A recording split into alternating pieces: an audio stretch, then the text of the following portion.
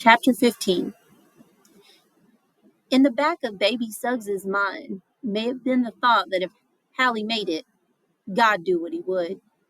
It would be a cause for celebration. If only this final son could do for himself what he had done for her and for the three children John and Ella delivered to her door one summer night. When the children arrived and no Setha, she was afraid and grateful. Grateful that the part of the family that survived was her own grandchildren, the first and only she would know. Two boys and a little girl who was crawling already.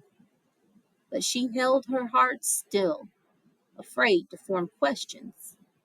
What about Setha and Hallie? Why the delay? Why didn't Setha get on board too? Nobody could make it alone. Not only because trappers picked them off like buzzards or netted them like rabbits, but also because you couldn't run if you didn't know how to go. You could be lost forever if there wasn't nobody to show you the way. So, when Setha arrived, all mashed up and split open, but with another grandchild in her arms, the idea of a whoop moved closer to the front of her brain. But since there was still no sign of Hallie, and Setha herself didn't know what had happened to him, she let the whoop lie, not wishing to hurt his chances by thanking God too soon. It was Stamp Paid who started it. 20 days after Setha got to 124, he came by and looked at the baby he had tied up in his nephew's jacket, looked at the mother he had handed a piece of fried eel to, and, for some private reason of his own, went off with 2 buckets to a place near the river's edge that only he knew about, where blackberries grew, tasting so good and happy that to eat them was like being in church. Just one of the berries and you felt anointed. He walked 6 miles to the riverbank, did a slide, run, slide down into the ravine made almost inaccessible by brush. He reached through brambles lined with blood-drawing thorns thick as knives that cut through his shirt sleeves and trousers, all the while suffering mosquitoes, bees, hornets, wasps, and the meanest lady spiders in the state. Scratched, raked, and bitten, he maneuvered through and took hold of each berry with fingertips so gentle not a single one was bruised. Late in the afternoon, he got back to 124 and put 2 full buckets down on the porch. When baby Suggs saw his shredded clothes, bleeding hands, welted face and neck, she sat down laughing out loud. Booglar, Howard, the woman in the bonnet, and Setha came to look, and then laughed along with baby Suggs at the sight of the sly, steely old black man. Agent, fisherman, boatman, tracker, savior, spy, standing in broad daylight, whipped finally by 2 pails of blackberries. Paying them no mind, he took a berry and put it in the 3-week-old Denver's mouth. The women shrieked. She's too little for that, Stamp. Bowels'll be soup. Sickify her stomach. But the baby's thrilled eyes and smacking lips made them follow suit, sampling one at a time the berries that tasted like church. Finally, baby Suggs slapped the boy's hands away from the bucket and sent Stamp around to the pump to rinse himself. She had decided to do something with the fruit worthy of the man's labor and his love. That's how it began. She made the pastry dough and thought she ought to tell Ella and John to stop on by, because 3 pies, maybe 4, were too much to keep for one's own. Setha thought they might as well back it up with a couple of chickens. Stamp allowed that perch and catfish were jumping into the boat. Didn't even have to drop a line. From Denver's two thrilled eyes, it grew to a feast for 90 people. 124 shook with their voices far into the night. 90 people who ate so well and laughed so much, it made them angry. They woke up the next morning and remembered the meal fried perch that Stampede handled with a hickory twig, holding his left palm out against the spit and pop of the boiling grease, the corn pudding made with cream, tired, overfed children asleep in the grass, tiny bones of toasted rabbit still in their hands, and got angry. Baby Suggs is 3, maybe 4. Pies grew to 10, maybe 12. Setha's 2 hens became 5 turkeys. The 1 block of ice, brought all the way from Cincinnati, over which they poured mashed watermelon mixed with sugar and mint to make a punch, became a wagon load of ice cakes for a wash tub full of strawberry shrug. 124, rocking with laughter, goodwill, and food for 90, made them angry. Too much, they thought. Where does she get it all? Baby Suggs, holy. Why is she and hers always the center of things? How come she always knows exactly what to do and when, giving advice, passing messages, healing the sick, hiding fugitives, loving, cooking, loving, preaching, singing, dancing, and loving everybody like it was her job and hers alone. Now to take 2 buckets of blackberries and make 10, maybe 12 pies, to have turkeys, enough for the whole town pretty near, new peas in September, fresh cream but no cow, ice and sugar, batter bread, bread pudding, raised bread, shortbread. It made them mad. Loaves and fishes were his powers.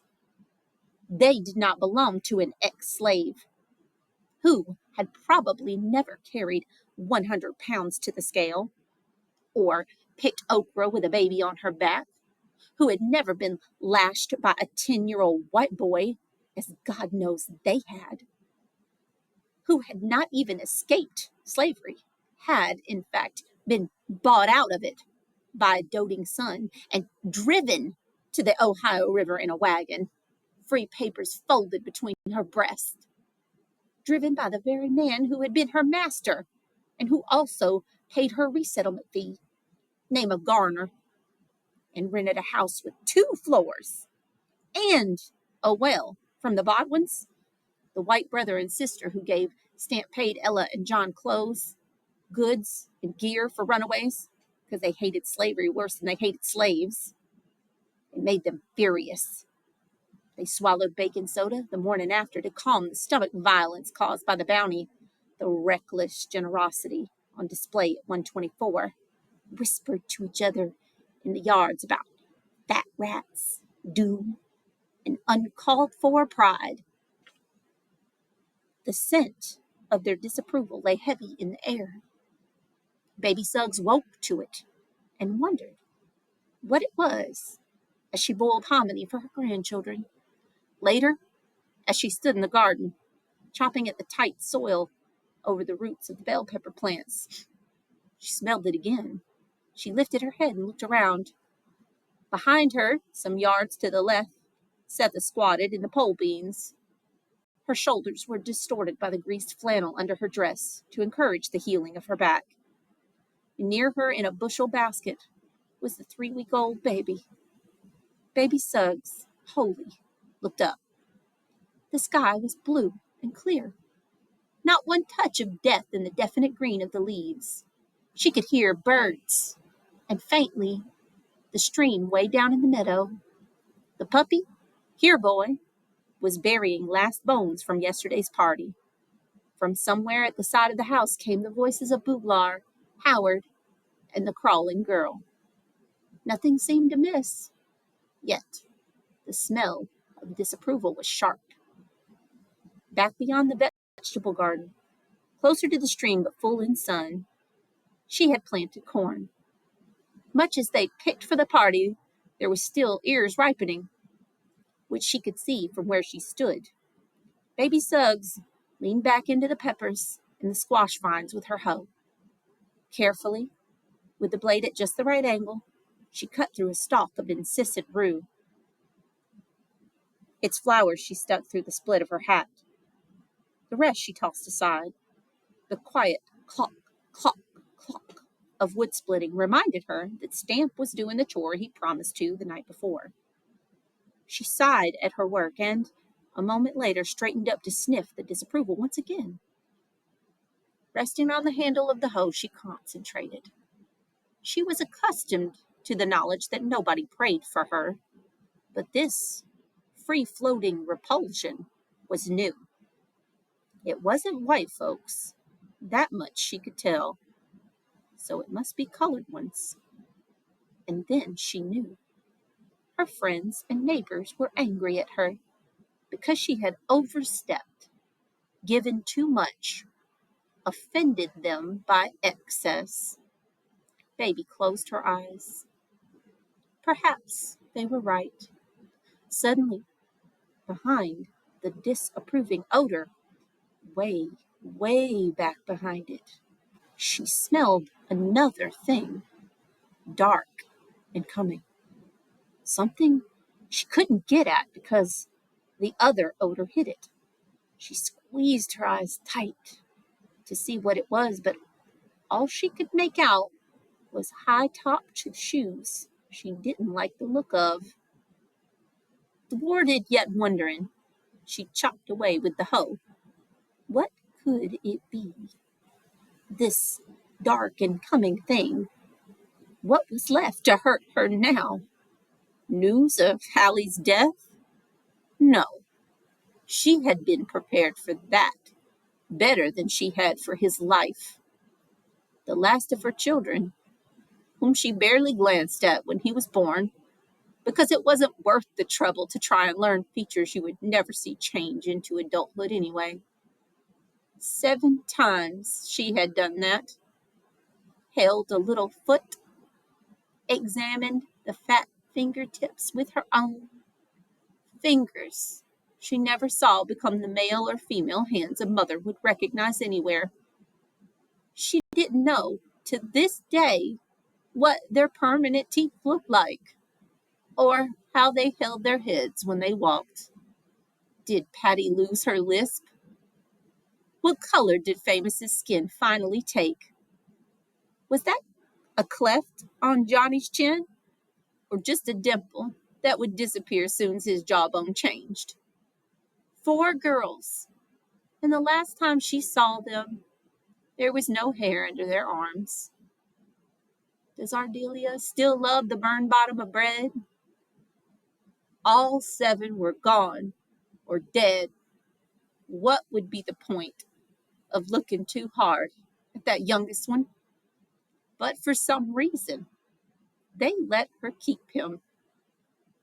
He was with her everywhere.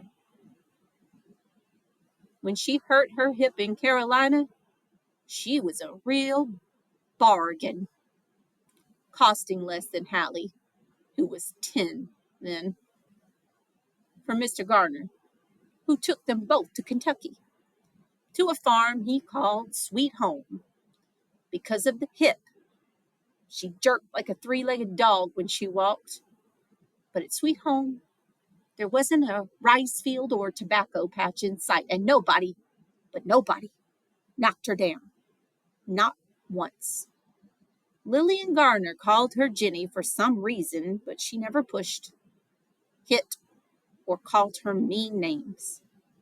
Even when she slipped in cow dung and broke every egg in her apron, nobody said, "You black bitch, what's the matter with you?" And nobody knocked her down. Sweet Home was tiny compared to the places she had been. Mr. Garner, Mrs. Garner, herself, Hallie, and 4 boys, over half named Paul, made up the entire population.